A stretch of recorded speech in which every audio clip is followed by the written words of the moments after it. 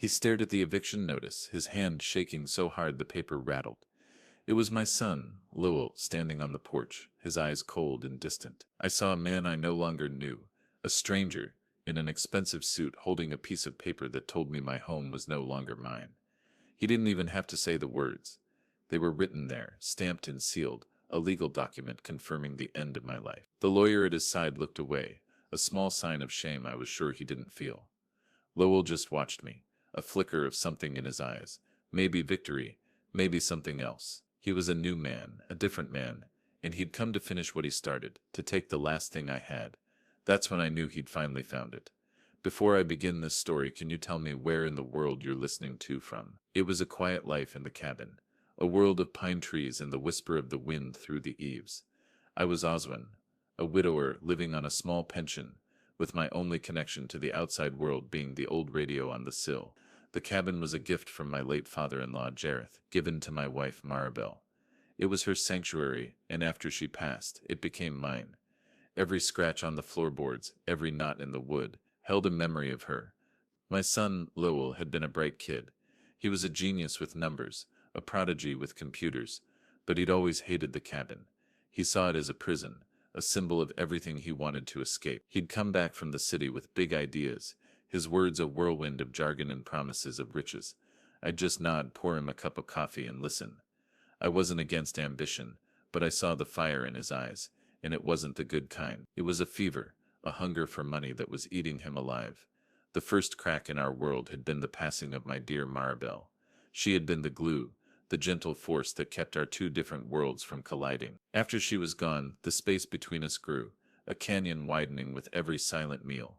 Lowell would call, but his voice was always rushed, his mind on the next deal. He would never talk about what truly mattered, only his next big idea. I'd try to steer the conversation back to him, to us, but he'd put up a wall. He would mention some new company he was starting, a new app that was going to change the world. It was always a gamble, always a risk, and I always worried that one day he was going to fall too hard.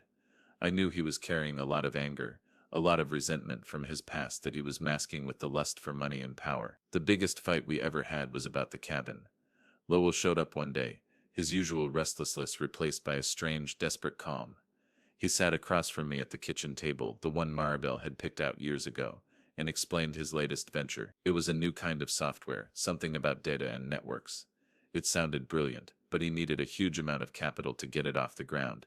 He asked me to take out a reverse mortgage on the cabin. He talked about unlocking its equity, using it as a leveraged asset. I just stared at him, my heart sinking. This cabin wasn't an asset, it was our life. I told him no. I told him I couldn't do it. The cabin was all I had left of his mother. I told him he should work harder for his money and that it should be a lesson for him to build something from the ground up on his own. His face changed. The desperate calm shattered and his eyes flashed with a cold fury I'd never seen before. He stood up, knocking his chair over, and started yelling. He talked about how I was holding him back, how I was stuck in the past, and how I would never understand what it meant to really make something of himself. He said I was selfish for clinging to a pile of old wood, and that I was the reason he could never be truly free. He screamed at me that I was holding him back, just like I had been all his life, always taking the easy path and never taking any risks. He blamed me for his past failings, and he told me he wouldn't fail again. I tried to speak, to explain that I was just trying to protect our family, to protect him, but the words wouldn't come out. I was too old for this fight. I was tired of fighting his battles and trying to save him from himself. He stormed out of the cabin without another word, the screen door slamming behind him. The silence that followed was louder than any of his yelling. I just sat there, the air thick with all the things we hadn't said. I was sick. I was diagnosed with a rare lung disease, and the cabin air was helping me survive. I hadn't told him, but maybe it was for the best. He didn't care about me or my health. He was too consumed by his own ambition. He wanted the cabin for something else entirely, and he was willing to throw me out for it. It was the last straw. I had tried everything, but he would never listen. I knew I had to let him go. 3 weeks later, I was on the porch, watching the rain hit the lake when the news came on. The old transistor radio. The voice was booming, talking about a massive venture capital deal. They were calling it the next big thing in data. And then there was a picture. It was Lowell, standing on a stage with a man in a slick suit. The caption underneath said Lowell Finch secures $41 million deal. I just sat there, the words a hammer blow to my chest. He had done it. He had found a way to get the money without me, but the look on his face in that picture wasn't pride. It was a cold, hard stare, a stare of defiance, a stare that promised a debt would be paid. The phone rang twice a day for a solid week, but it was never Lowell. It was his assistant, a young woman with a crisp, polite voice who would ask if I was available for a brief chat with Mr. Finch. I'd always say yes, and I'd always wait, but he never came to the phone. He was too busy, too important. The wall between us had been built, and the $41 million was the new cement. I tried to call him myself, but the calls went straight to voicemail. I didn't want the money, I just wanted my son back. I wanted the boy who used to come running inside with his hands full of pine cones, the one who'd look up at me with such simple wonder. I just wanted my son, the real Lowell, the one I used to know. The money hadn't changed him, it had just revealed what he always was. A woman named Cassidy started coming by once a week. She was a nurse from the county health department, there to check on my condition. I hadn't told anyone about my lung disease, but the doctors had obviously sent her. She had kind eyes and a slow, gentle way of speaking. After a few visits, she started to feel like a friend. I told her about Lowell, about the deal, and about the silence. She just listened, nodding, her face a mask of compassion. She didn't offer any advice, just a presence, a small anchor in the storm. She told me to wait and that he would come around. He would see the light, she said. I wanted to believe her, but I knew my son. I knew he was too stubborn, too proud to ever admit he was wrong. One rainy afternoon, a black car pulled into the gravel driveway. It wasn't the lawyer's car. It was Lowell's. He got out, not in a suit this time, but in jeans and a slick black jacket. He didn't look like the Lowell from the news. He looked tired. He came inside, not saying a word, and just walked around the cabin, his hands in his pockets. He ran his hand over the mantelpiece, traced a finger along the wood of the kitchen table. He was quiet, and for a moment I had hope. Maybe he was here to apologize. Maybe he'd realized what he had done. Maybe he was here to talk to me. I thought he was here to take the cabin, to make a statement, to prove me wrong. But there was something else in his eyes. Something was missing. He just stared at the walls, his mind elsewhere. Then he stopped in front of the window, looking out at the rain. I bought the land, he said, his voice flat. It wasn't a question. It was a statement. I didn't understand. What land? I asked. This land, he said, gesturing vaguely. The company that owns this piece of the county, the land you're on right now. My blood ran cold. The cabin. It's not part of the land deed, I stammered. It is now, he said, a ghost of a smile on his lips. It's all mine. The company, the land, the cabin. All of it. I want you out in 3 days. I'm giving you a courtesy notice, not an eviction notice. I'm doing this because I'm a better man than you, because I took a risk and you didn't. Now you'll finally learn your lesson. I just stared at him, my heart aching. My son had come back, not to apologize, but to finish what he started. He had come back to take the one thing I had left of his mother. I felt the full weight of his resentment and his jealousy. He always resented this cabin. He always thought it should have been his. He hated that it was Maribel's, not ours. I was sick to my stomach. He always felt like an outsider, and I tried to make him feel welcome, but it never worked. The cabin was a constant reminder that he didn't belong. He left, the tires of his car kicking up gravel as he sped off. The rain hit the windows, a slow, steady rhythm that matched the beat of my broken heart. Cassidy came by later and found me just sitting in the rocking chair, staring at the front door. He did it, I whispered. He took it all. She didn't say anything, just put a hand on my shoulder.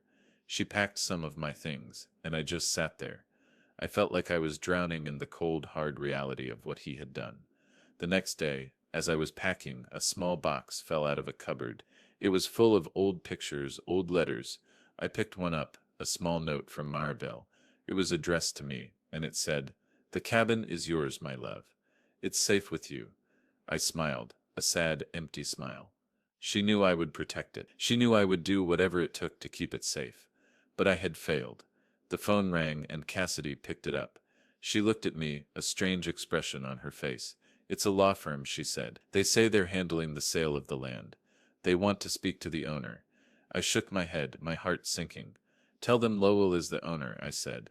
"Tell them it's too late." She didn't move. "They said there's a problem," she said, her voice a low whisper. "They said they need to speak to Oswin, the true owner of the land." I took the phone, my hand shaking again. The voice on the other end was calm, measured. He introduced himself as Jareth's lawyer, a man named Jay. Jareth. He had worked for my father-in-law for years and knew him well. He explained that Lowell had purchased the company that owned the land, but he had missed a crucial detail in the deed, a clause that had been added by Jareth himself. He had discovered his late wife was cheating on him and had created a separate legal entity, the cabin, to make sure his bloodline would be protected, that his daughter, Maribel, and her heirs would be safe. He had made sure that the cabin and the land were separate and that only a direct heir could be the true owner of the land. The cabin is the deed, Mr. Finch, the lawyer said. Your father-in-law put it in your wife's name and it passed to you after her death. Your son, Mr. Lowell, he bought the company that owns the land, but he forgot to buy the cabin. The cabin is the title, the true deed. It's worth more than the company he bought. I just sat there, the words a cold shock to my system. I looked out the window at the land that was now mine. My father-in-law had outsmarted everyone, even his own family. He had left a trail of crumbs for me, but I never noticed them. He had made sure I had a way out, a way to protect what was ours. Lowell had been so consumed by his own ambition, so blinded by the money, that he had missed the one thing that mattered. He had missed the family and the love. The phone rang again. It was Lowell, his voice frantic, desperate. It was begging. He had mortgaged his entire company on the land deal, and now he had lost everything. The 41 million was gone, a debt he couldn't pay. He had nothing. He had finally found his way back home, but not for the reason I had hoped. He was a broken man, a boy who had lost everything. He begged me to help him, to save him. He begged me to give him the cabin, the thing he had so desperately wanted to take from me. I just listened. The silence on my end a testament to the weight of his words. He was finally seeing the truth, but it was too late. I just hung up. The next day, he came back. He was a different person. He wasn't wearing his expensive suit. He was wearing old jeans and a sweatshirt, his eyes red and his face streaked with tears. He fell to his knees on the porch, his head in his hands, and just wept. I didn't say a word. I just let him cry. He was broken. He was a man who had lost everything, but he had finally found his way home. I sat down beside him, and he just looked at me. I'm so sorry, Dad, he said, his voice a broken whisper. I'm so sorry. I should have listened to you. I should have stayed here with you. We talked for hours. We talked about everything. We talked about his mother, about his childhood, about his past. He told me about the pressure he had felt his whole life, the pressure to be someone, to make something of himself. He talked about the jealousy he had felt, the jealousy that had made him so desperate to take the cabin. He had always felt like an outsider, and I had never noticed. He had always felt like he was living in my shadow. We talked about the company, about the money, about the emptiness that came with it. We talked about the choices we had made, the mistakes we had made, and the consequences we had to live with. He finally understood why I had refused to give him the money. I never wanted to put a price on his future. I just wanted to protect him. Lowell stayed. He didn't leave.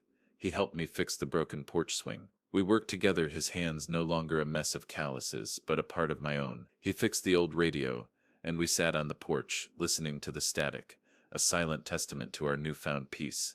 He wasn't a stranger anymore. He was my son. He was the boy who used to come running inside, his hands full of pine cones, his eyes full of wonder. We didn't talk about the money. We didn't talk about the debt.